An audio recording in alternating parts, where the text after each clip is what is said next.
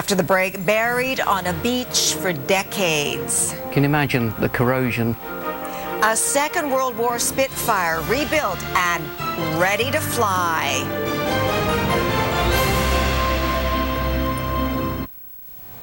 We leave you tonight with a remarkable journey of a classic aircraft whose pilot inspired a classic film, The Great Escape. This Second World War Spitfire was lost until the 80s, buried on a beach in France. It has since been meticulously restored, is back in the air, and now up for auction. CTV's London Bureau Chief Ben O'Hara-Byrne reports.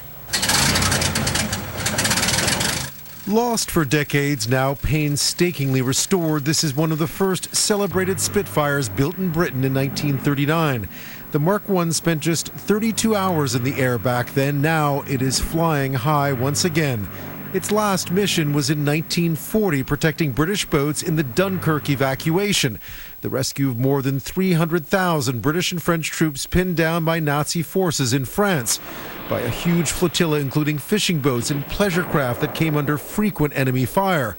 During the operation, pilot Peter Cazenove on his first mission famously radioed, "Tell Mum I'll be home for tea."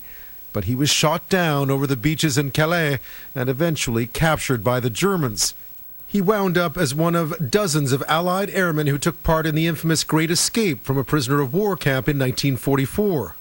Cazenove was recaptured, returning to England only in 1945, but his plane stayed buried until the 1980s and restoration work began only 5 years ago. You can imagine the corrosion that's caused with an aircraft like this sitting on a beach for 40 years, especially underneath the sand as well.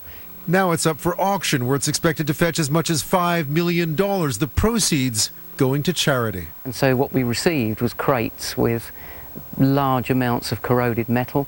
The engine was still there, the wing spars were there. It was all actually there, but very heavily damaged. The idea is to flog it for as many pennies as you can get, isn't it?